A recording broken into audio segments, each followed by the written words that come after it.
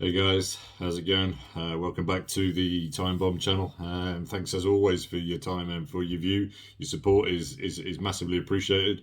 We're nearly up to the 1,000 subscribers, so let's keep up the good work. Watching for review today is from Heimdallr. I picked this up. They had like a little bit of a Black Friday sale thingy going on. And I confess, as always, I'm crap at the unboxing. Absolutely crap. It arrived in the post, and I was like, "Yeah, let's get the knife out, open it up on camera." But I couldn't wait, so I had a sneak peek, and I'm really happy to tell you that I did so because it's the Mutt's nuts. I had one of the previous Heimdallrs. I think it was the Captain Willard 6105 sort of clone thingy-majig. And the watch itself was really good, but the blue AR coating underneath the sapphire had been slapped on with such a heavy brush that every time you turned the watch and looked at it, all you could see was just blue purple refraction. And so yeah, I got rid of it because it just couldn't unsee it, and it was very frustrating. But anyway, that's enough about that. Just wanted to give you a bit of background on Heimdallr. Let's flip the camera and crack this one open also. Alright, so camera flipped, and as I say, so this is the Heimdallr Monster. It is the version 2 of their very successful clonage of another watch that many of us will all know. It did also come with this very bright, super bright tangerine strap. Not sure about that. I'll give it a try later. Yeah, that's a very positive colour. So let's, as I say, apologies again. I'm absolutely crap at these unboxings. As soon as it arrived, it's like I've got to have a look at it, see what it looks like, and yeah, bloody impressed. It's really very well finished. I did leave the plastics on, yeah, just to show you that yeah, it is brand new. But straight out of the box, I have to say I was super impressed with this, and still am. It's yeah, it just strikes me everything. I mean, as I say, it's got that plastic on it, which I will now take off. Just really impressed with the finishing. Anyway, just before I take the plastics off and denude, these do come in several other color options. Being the version 2, they've gone for the Frosties. You've got a Frosty in blue, and then you've also got a Frosty in white. So quite unique dials here. They also then, if you're that way inclined, have a version in Vampire Red. And lastly, for the even braver ones amongst you, there's this sort of daffodil yellow, maybe one for our Welsh buddies there. But before I get into the difference between version 2 and version 1, let me just denude the watch so that you can see it in its full glory. Alright, so plastics removed, and there is our watch. Yeah, you're going to hear me wax a little bit lyrical today because I'm really struggling to find issues with it. So let's kick off with some specs. So we're looking at 41.5 mils across the dial, and maybe just a couple extra there with that 20 past 4 crown sticking out just at the bottom. North to south, it's a very manageable 46.5. And then it's not overly deep at 13.5 mils of deep dish. The actual lug spacing here is 20 mils.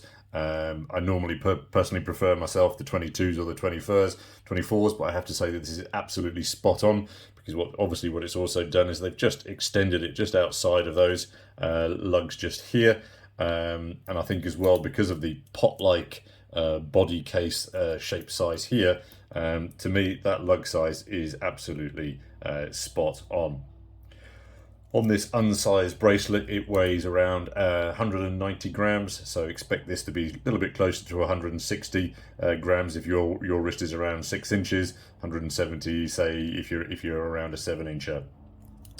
It does then come with 200 meters worth of watery goodness, but as you may expect, this is not ISO compliant. The bezel, obviously then stainless steel with these font markings here. I think the font paint it's not the thickest, but it's certainly legible at the moment, I think, from most distances and angles. Just as I was taking the plastics off there, I did have a quick listen to the bezel. Have a run it for you here.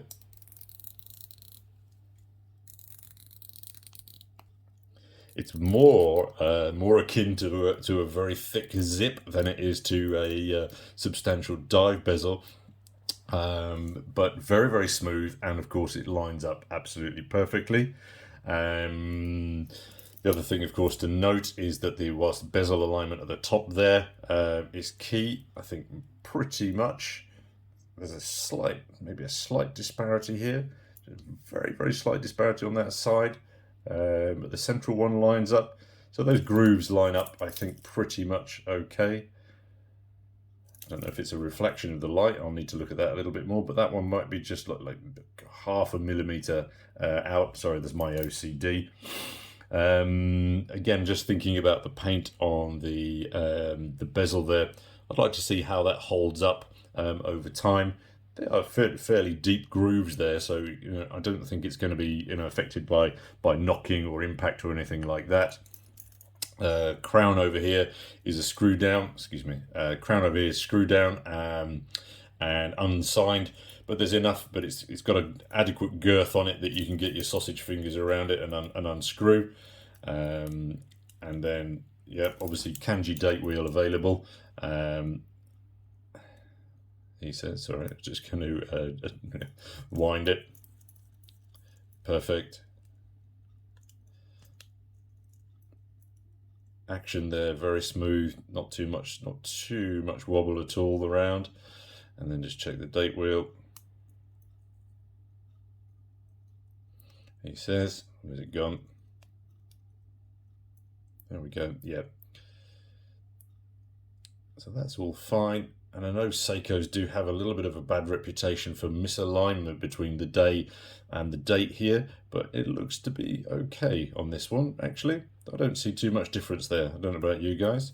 And then re-engagement of the crown, absolutely perfect, smooth, no issues whatsoever. The loom here is very, very solid. And this photo's with the loom I took last night, and it's still with the plastics on. And I'm not sure if that's a little bit of a light refraction there, but it's much greener than SEIKO's Lumibright. But please do note that you can read the date wheel on here with the brightness of that loom. Again, very, very impressive indeed. Case back, obviously then featuring our little shark on the back. Not too much detail, and it does sit up a little bit off the rear of the case, so slightly nullifying the effect of the lugs there, but I'll pop it on wrist in a second. I'm quite happy with the case back, but I would dearly love to see a carved out shark design here, design instead, like a stamped or pressed, a stamped out design on there. I think would just take it up another level. I did post some photos on LinkedIn of it still in its plastic, and many people were commenting on the slinkiness of that bracelet. It's really, really very nice, isn't it? There's a little bit of wiggle in there, but I guess that might add to comfort. But yeah, strikes me again, initial viewing. As I say, as you've seen me take it out of the plastic, this is the initial viewing, so I would going to need to look a little bit more closer later on. Clasp around the back here, positive action. Yeah, that's a little clunky, but yeah, not too much of an issue. Spring release, absolutely spot on. Yeah, let me just throw it on wrist for you as well, just before we move into rocking a 350 today. Just before we move into the differences, let me just give you a little wrist shot. Reference purposes, my wrist is 7 1/4 inch, and wow, yeah, this is good up to an 8.5, 9 inch. You've got plenty of space there. Not as big perhaps as the normal watches that I wear, the 42, 44s, but I just think the steel and the orange really very pleasant indeed. I want to size it properly so that you can see it. I'll do that in a follow-up video, as I say. So let's just throw up a picture up here on the right of the version 1, and then we can just do a quick compare and contrast on some of those differences. I think the key one to flag up to you is the hour markers. The hour markers on the version 1 on the right had the much more SEIKO-esque pointy teeth. These have now been replaced with a more of a narrowing batten effect here. Also, the logo on the version 2 looks different. I think on the version 1 it was printed and painted on. I'm not sure if it's applied here or just painted on thicker. Again, I'll need to do some more research on that. Another very important difference is the nipple pip on the version 1. On the version 2 here, it's recessed and sits within that indentation at the top. Whereas on the version 1, it was stood up there being affected by the cold. Another difference that I can't show you on the one I've got here is that you've got the option to swap out the hands for silver and black. So I went for the black outlines here because I just felt that they stood out better against the orange dial. Whereas, for example, if the silver outlines I think would work quite well if you plump for the blue frosty version or even the red dialer, as you can see here. Do note though that I couldn't see from the website, I didn't understand this particularly, that on some of the dial options when you change out the hands, the hour marker outline changes also, but it doesn't do it on all of them for some reason.